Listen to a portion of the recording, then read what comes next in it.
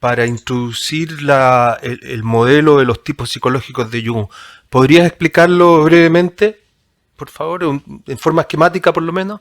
Bueno, Jung establece dentro de los tipos psicológicos básicamente dos distinciones, ¿no? Él dice que el psiquismo primero tiene al menos dos tipos de orientación, ¿no? Una orientación introspectiva o una orientación extrovertida, ¿no? Es decir, hacia el mundo o hacia sí, ¿ya? En cuanto trata de fijar sus contenidos y la expresión de sus pulsiones, digamos, de sus elaboraciones psíquicas.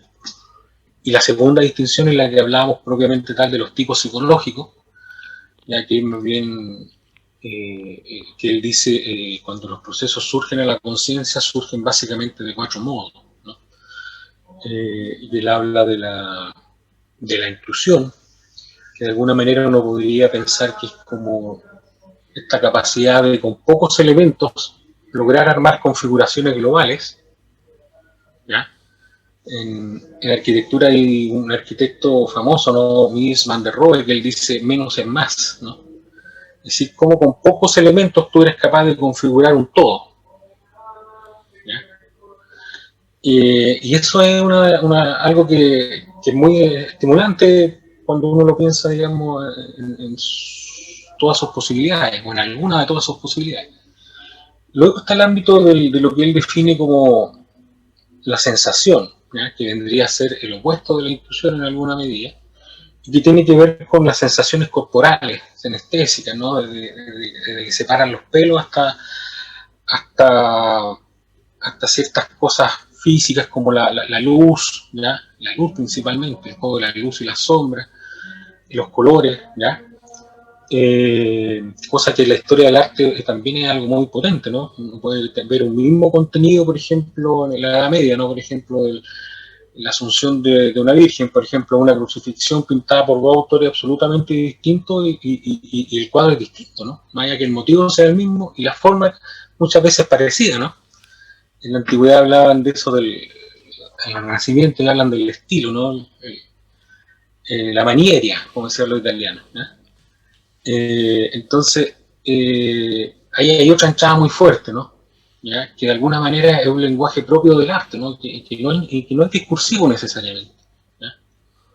Y por otro lado, que para Jung estos dos modos de conciencia, sensorial e intuitivo, ¿no? Para él son irracionales en el sentido de que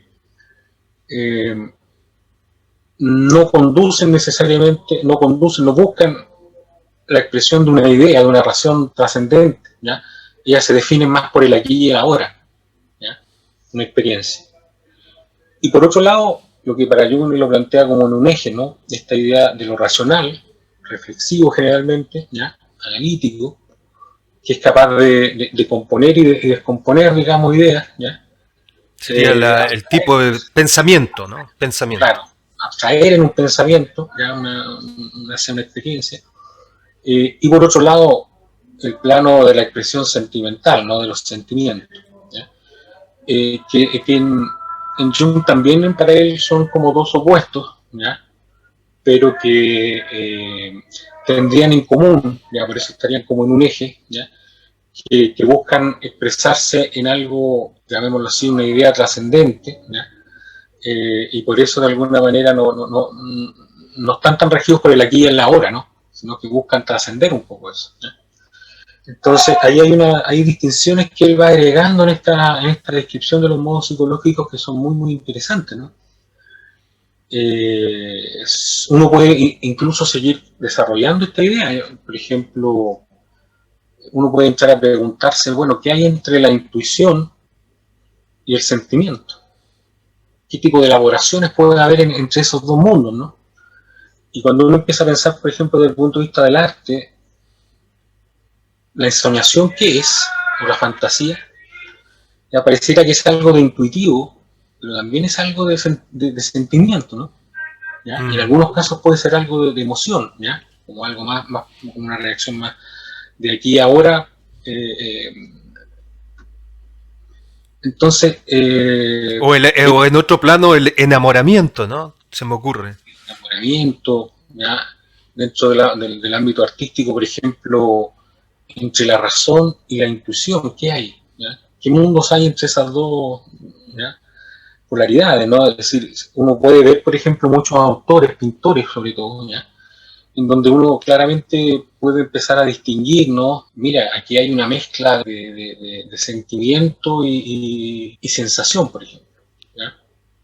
¿Ya? Todas las corrientes post-impresionistas, de alguna manera, que están influenciadas, por un lado, por el romanticismo, que todavía tenía esa fuerza vital, ¿no? Y por otro lado, el descubrimiento de la impresión, la sensación, sobre todo a través de la luz y del color. Van Gogh, por ejemplo, estaría en ese mundo, ¿no? ¿Ya?